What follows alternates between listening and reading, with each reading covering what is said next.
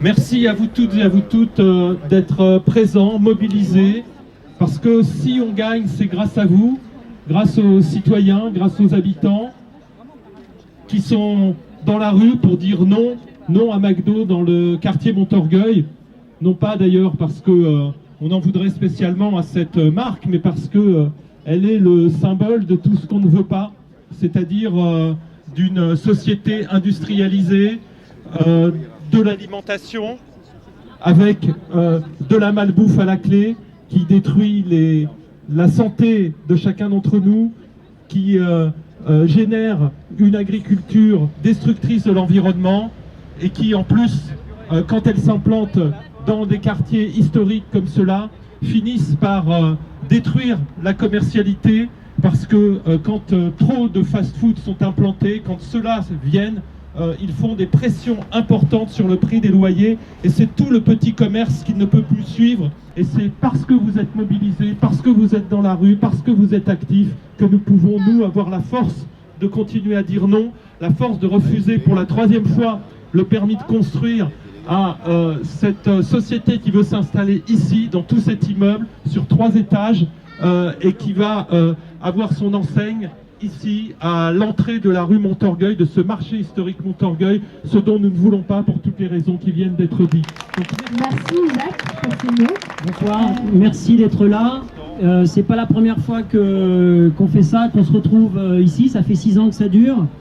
Ce McDo, il devait être là-bas, maintenant il est ici. La ville de Paris a dit 2 fois qu'elle était d'accord avec nous, donc on remercie Bertrand Delanoë qui a voté contre ce projet, Anne Hidalgo, Jacques Bouteau, les élus du 2e arrondissement, toutes tendances confondues, qui sont contre ce projet, qui sont d'accord avec nous pour dire qu'un McDo, ni à Montorgueil, ni ailleurs. On n'est pas des bobos, on n'est pas des prolos, on n'est pas des rigolos. On est juste des habitants, des parents d'élèves, des gens qui aiment l'histoire aussi. Moi, c'est mon cas. Cette rue, elle est très spéciale. C'est une rue historique. C'est le Mont-Saint-Michel de Paris. C'est une rue. Dans cette rue, vous avez un restaurant où Balzac et Stendhal ont dîné. Et je remercie José Bové, qui est déjà venu il y a 15 ans dans le quartier. Et c'est grâce à lui que le 2e arrondissement est le seul arrondissement de Paris sans McDo. Et donc, quand José Bové passe, McDo trépasse. Et donc, il ne vient pas démonter le McDo puisqu'il n'existe pas encore. Mais il vient démonter le concept du McDo et on espère que cette fois-ci sera la bonne et que McDo va enfin se dire « j'arrête les frais ». Alors, il reste de la soupe, il reste du panettone. Tu veux du panettone? Oui, c'est vrai que c'est un beau combat ici.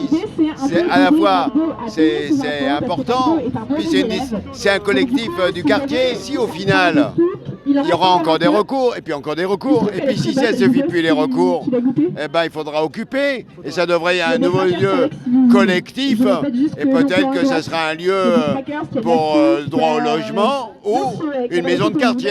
On est dans un monde où la politique fait ce qu'elle peut, mais les forces de l'argent sont souvent plus puissantes. Même si on le perd devant le tribunal, je pense que cela ne calmera pas, au contraire, les riverains qui continueront à être mobilisés. On a préparé une soupe tout l'après-midi, et du coup on a invité différentes personnes à venir promouvoir cette action. En fait, l'action, c'est contre le McDo qui devrait s'installer à l'angle de la rue, là. En fait, on n'a rien de particulier contre McDo sur le principe. En revanche, c'est à moins de 50 mètres de l'école. C'est dans un lieu où il faut qui représente la bonne bouffe. Et donc, il ne faut pas mettre de McDo et pas de McDo de cette taille.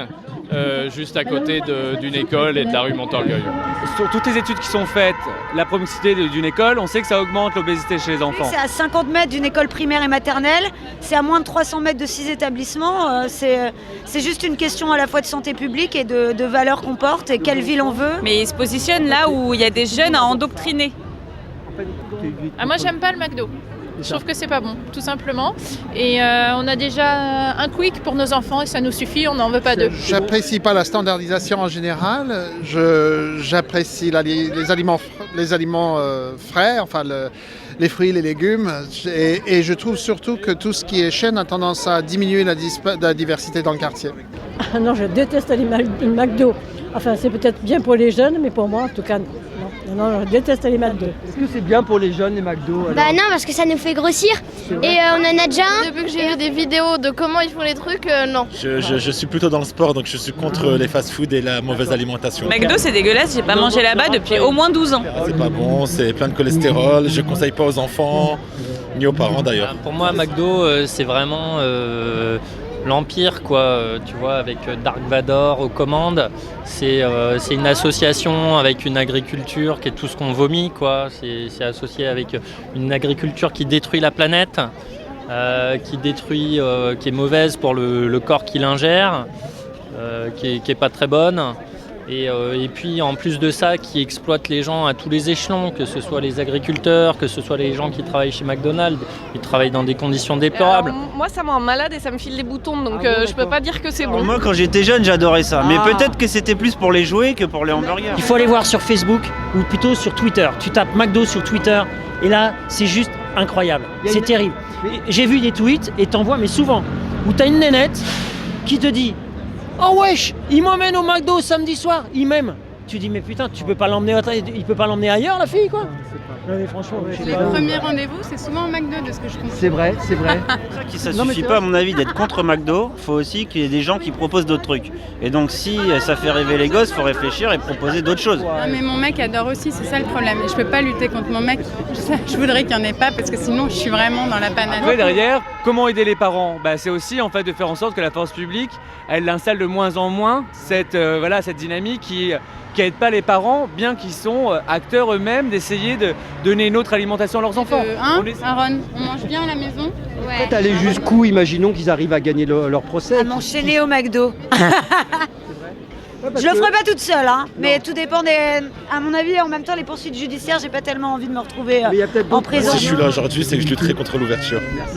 Mais bon, organiser beaucoup de boycottage et sensibiliser la population pour que personne n'y aille finalement jusqu'à ce que ça ne devienne plus rentable. C'est nous qui avons organisé, donc si on est là aujourd'hui, on sera là demain. Hein.